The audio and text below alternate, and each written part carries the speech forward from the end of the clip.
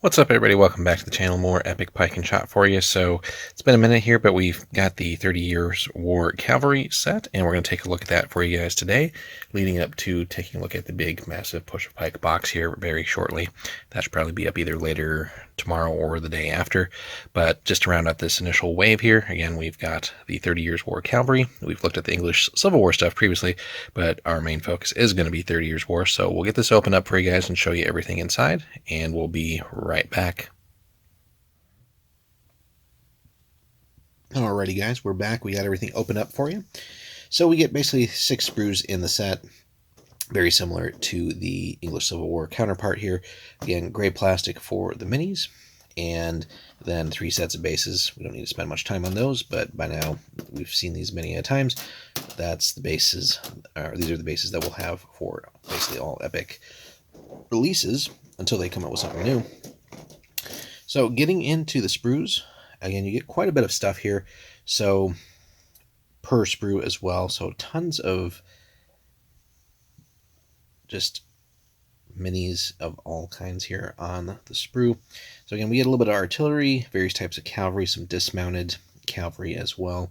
So before we get too deep into the details on there, just reading off of the box simply.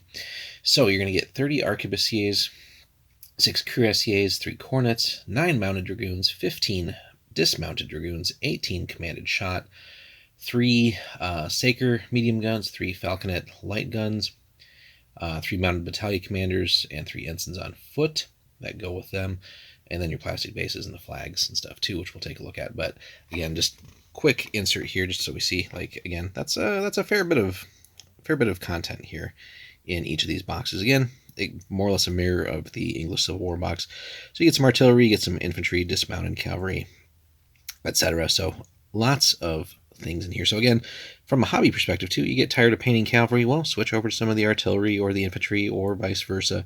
So it's a nice little feature of these Epic releases. But let's dig into the details. So let's get the extra sprues out of the way.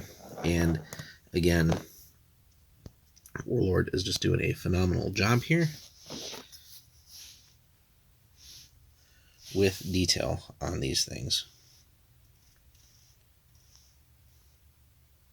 So even with the scale that we're dealing with here, these plastics are sharp. Haven't seen any miscasts or anything yet, so this is just nice to see. And I like that they've got the sprues pretty well organized too. So I mean, your artillery assemblies in pretty clear spots. So you got your Sakers here and your falconet up there. Nice and simple stuff. But again, they are doing very well here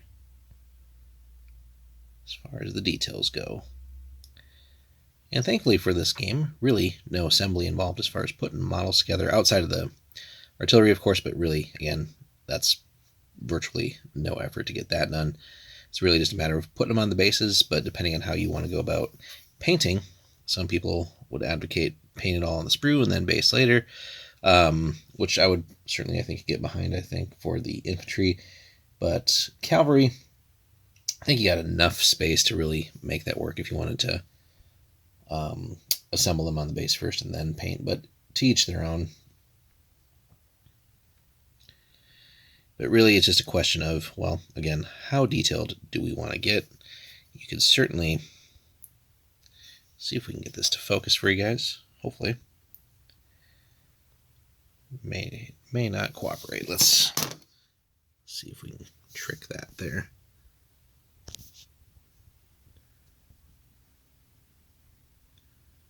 Well, not as sharp as I want it for you guys, but the detail is there. Certainly, you will not be disappointed getting into any of Warlord's Epic games. The quality is phenomenal.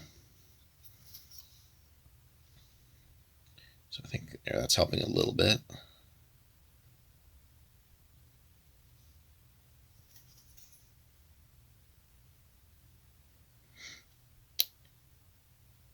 But yeah, again, details there. It's really just a question of how much do you want to go and detail every unit, make all the individual units, regiments, battalions, etc. really stand out with markings and stuff like that.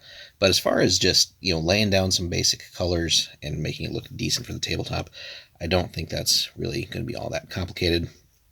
You could always go and add more details later, but just getting some basic colors down so that they look right, more or less, I think that's pretty easily done here.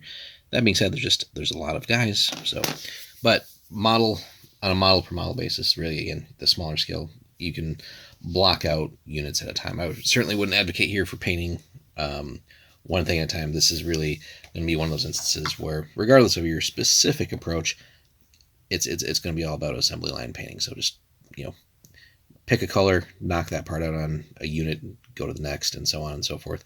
And just keep yourself busy. Again, if something gets tedious, switch to a different type of model. But again, I think just working on things units at a time is going to be the way to go. And just taking that approach consistently. So it of course depends on how large of games you're really planning on playing. Obviously, there's a ton of stuff in the main starter, the Push a Pike box. Again, we'll have that for you guys soon. But these battalions, it's a nice way to just, again, add to any of your given forces. Or, if you're using this, you already have the book, but maybe you just want to dip in with just a little small, very small force here and just test it out that way. That's certainly achievable as well.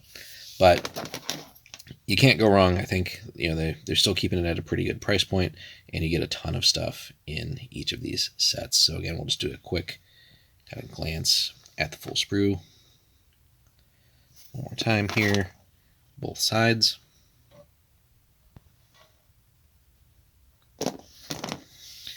And again, you get 3 of these bad boys, so plenty to keep you busy for a bit. And then last but not least, again, just worth mentioning, they do include some very nice color flags for you. So if you're going Protestant or Imperial, you got plenty of good stuff here.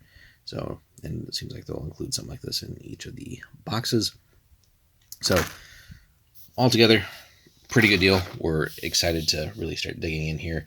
We've been working on our first infantry battalion. Again, hopefully we'll get you guys some progress pics here soon. But the next step will be getting out that Push a Pike video for you. Just too many other things going on right now to get as much progress done as we want. But that should all be speeding up here in the near future for you guys. So let us know what you think of here the 30 Years War Cavalry box.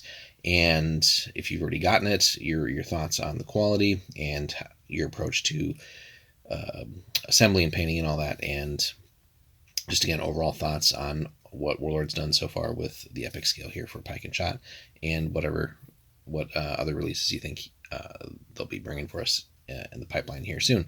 So thanks for watching, guys, and like, subscribe, comment, and we will see you in the next one. Take care.